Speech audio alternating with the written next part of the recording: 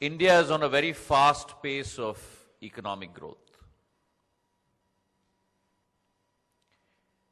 When I was at Davos this year, the international spotlight is on India, because we actually represent, along with a few other countries, the only light in this environment of a slowdown from which the globe is emerging. And we have a wonderful past. From 1991, if you look at India's decadal growth rate, and please correct me if I'm wrong, Jyotiraditya sahib, but for the last 2 decades, India has grown at a decadal growth rate of close to 6.5%. There is no other country in the world apart from China that can actually boast of that performance. And that is what has transformed the very economy of our country. Now, if you want to continue down that decadal growth rate path, and as a citizen of India and as a former student of economics, what's important to me is not blips on the horizon of 10% or 9.5%. But what's really important to me is this decadal growth rate, because that decadal growth rate has the transformation ability of actually raising millions of people out from poverty. And that is exactly what's happened in India over the last 20 years. A huge amount of that credit goes to our current Prime Minister, who was Finance Minister during that time, who evangelized the future of India, along with our ex-Prime Minister Rajiv Gandhi. So if you buy into the notion of economic growth actually transforming a country, then in India's case, that investment cycle which propels that economic growth is powered by the power cycle. And no pun intended there. Almost close to about 30% of capex of infrastructure projects in the investment cycle comes purely from the power sector. In the 11th plan, as B.K. Chaturvedi Sahab said, we achieved a stupendous target, 55 gigs, which is not talked about in many forums, but it's actually the culmination of the 3 prior plans in a single plan period. And of that 55 gigs, we achieved 20 gigs in a single year alone, FY 11-12. But that being said, we must set the bar higher. And for the 12th plan, jointly with the Planning Commission, we have set a target of 88 gigs. For the 13th plan, 93 gigs. So India is going to go from a generation capacity of 210 gigs today to close to 400 gigs by the end of the 13th plan. And that, by the way, ladies and gentlemen, is still not enough, because by 2032, we must have a portfolio of close to 800 gigs in India alone to be able to satisfy our requirements. Now, if that is the target, then as has been the case in the 11th plan, going forward, in the 12th plan and in the 13th plan, 48% of this investment in the power sector has come from the private sector. And that is going to grow to close to about 55% in the 12th plan. Now, to me, there are 4 fundamental dimensions in the power sector. And mind you, I'm only 110 days into my job, so I'm still on that learning curve. And those 4 fundamental paradigms are generation, transmission, distribution, and what Chaturvedi Sahab said he will not talk about, but it's extremely important because it's not the topic of this forum, the last mile connectivity. On the generation side, yes, there is a coal shortage, there's no doubt about that. We need close to about 415 million tons per annum today we have an indigenous capacity of close to about 374 million tons per annum. So there's a 10% shortage as we speak. We have outlined for ourselves 60 gigs to be signed on an ASAP basis in terms of coal supply, fuel supply. And therefore, my imperative in the last 100 days has been to really focus on that key issue of coal shortage in the vertical of generation. And I must, through this forum, also compliment my senior colleague, Minister of Coal, who has been indeed helpful to make sure that we remove those obstacles.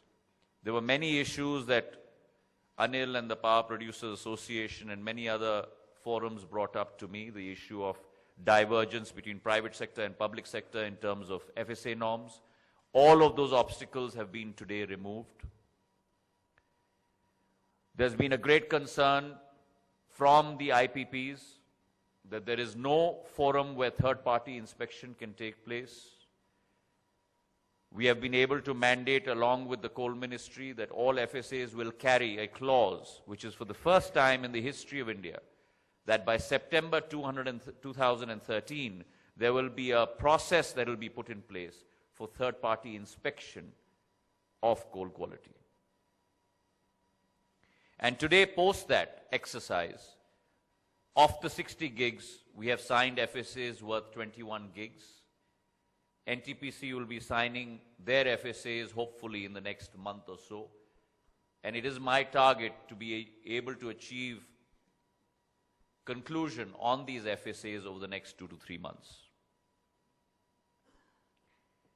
Related to that is the issue of putting in place an independent coal regulator.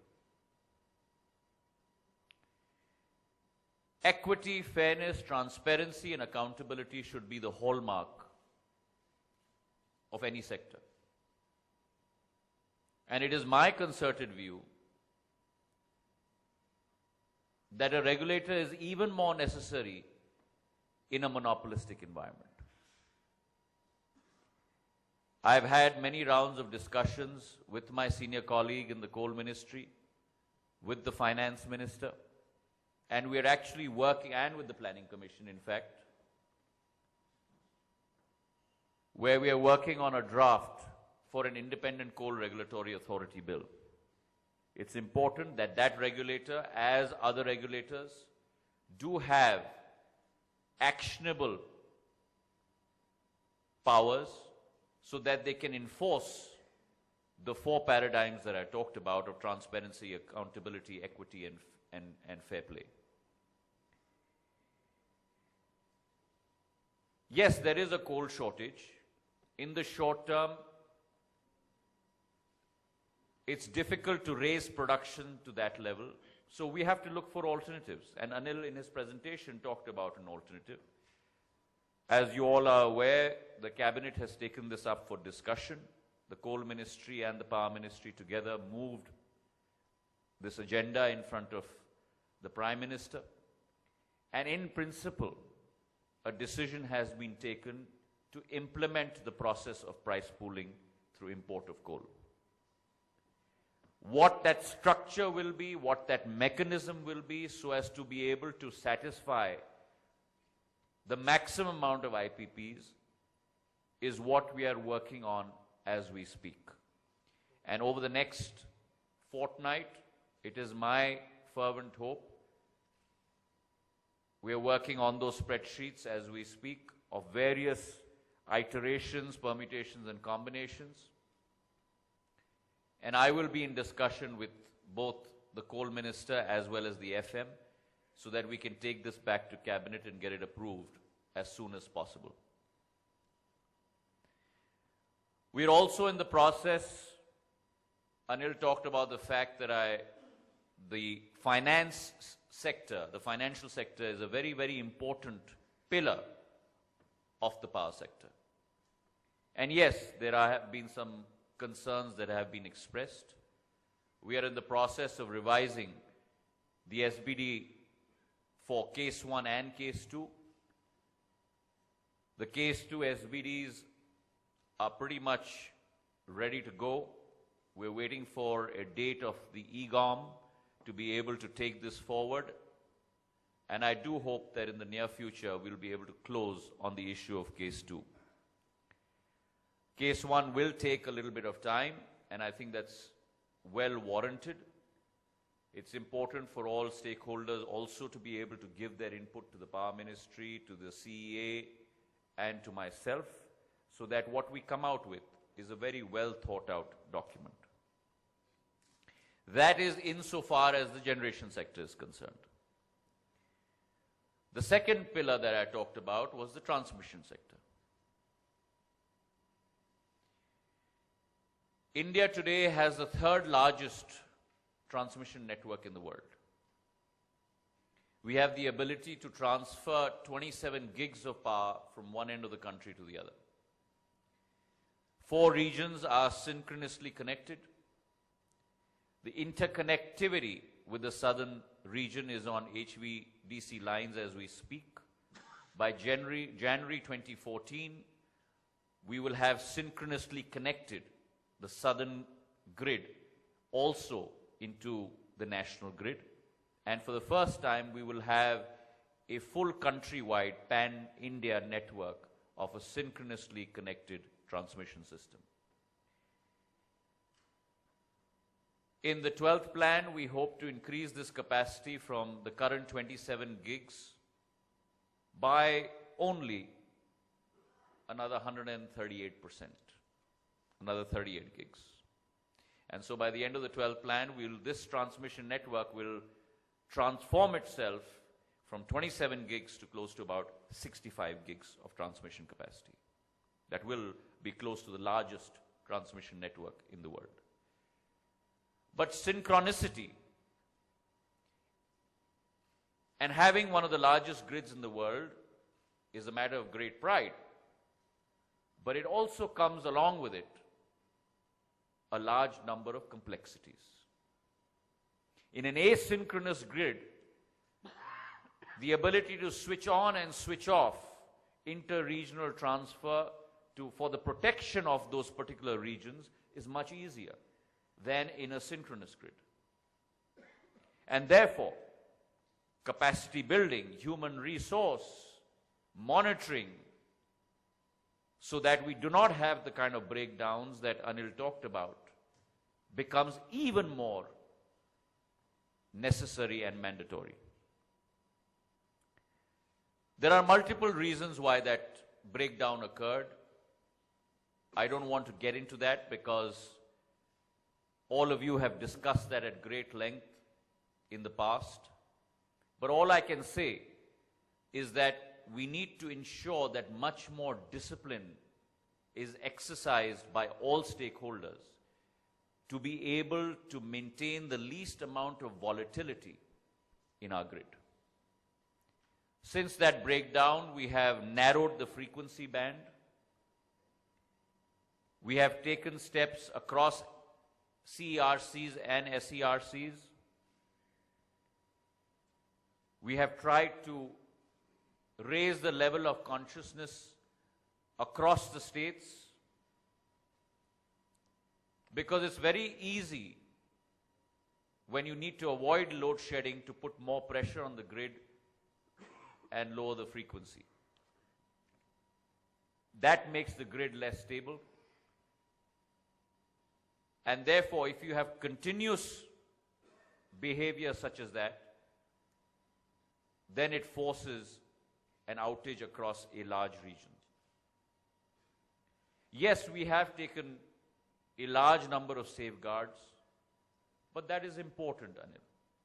That is important because when there is non-conformist behavior, then it's important to actually strap things down and maybe make the pendulum swing a little bit more to the other side to ensure that in a short period of time, you come back to a position of neutrality of conformist behavior.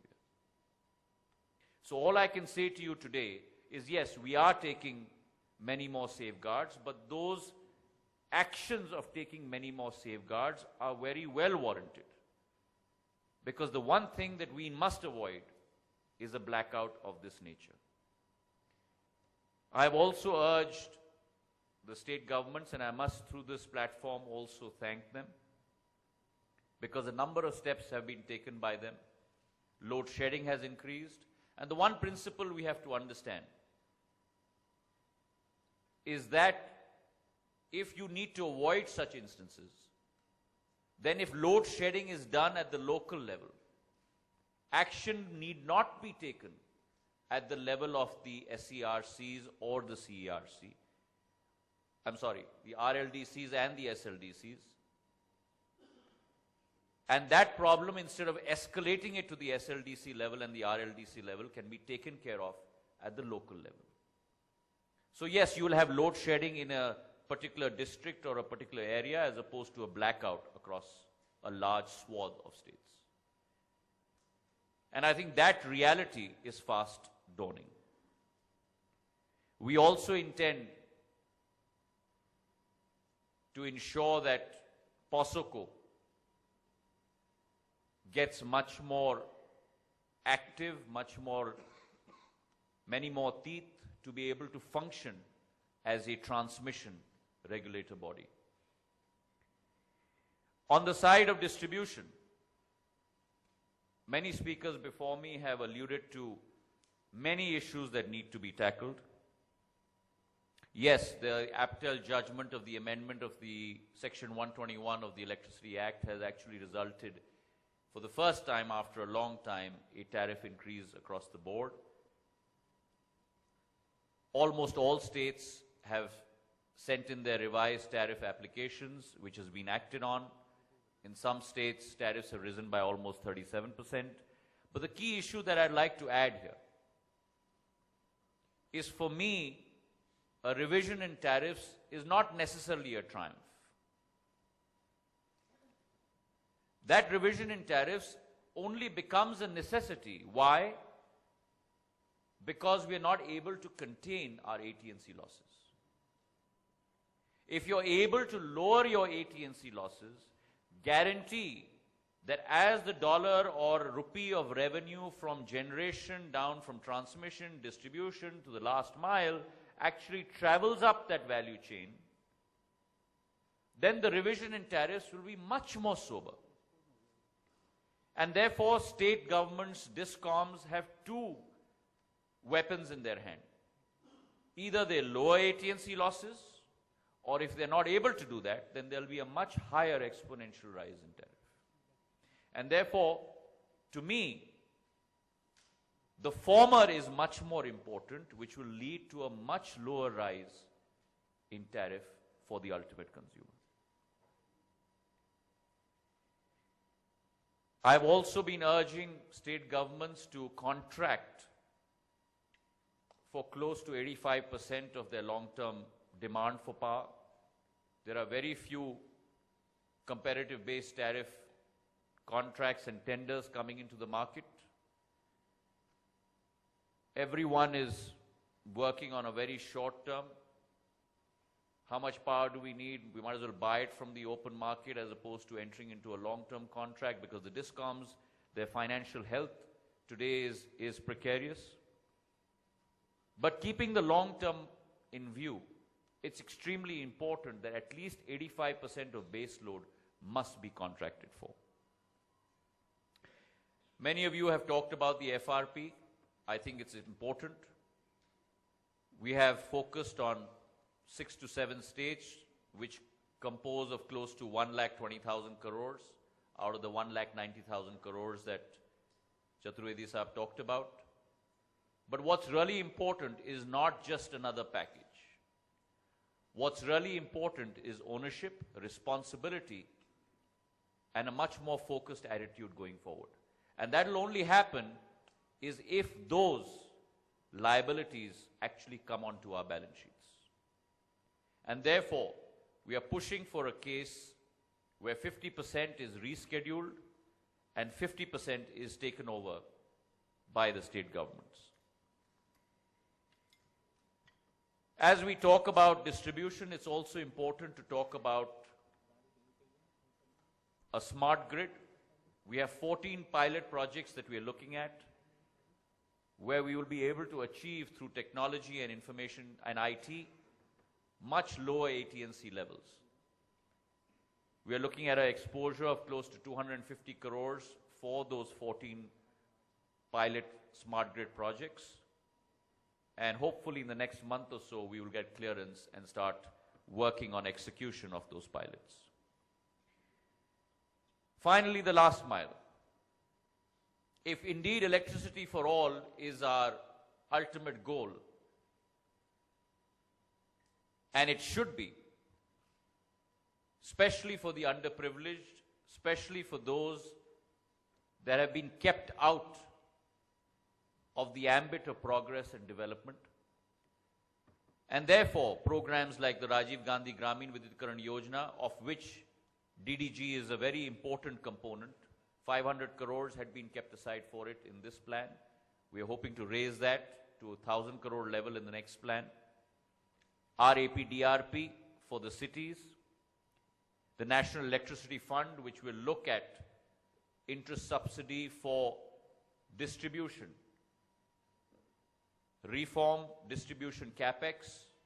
We're looking at 25,000 crores as an exposure, of which in terms of interest subsidy close to 8,864 crores over the next 14 years for those states that take advantage of this scheme.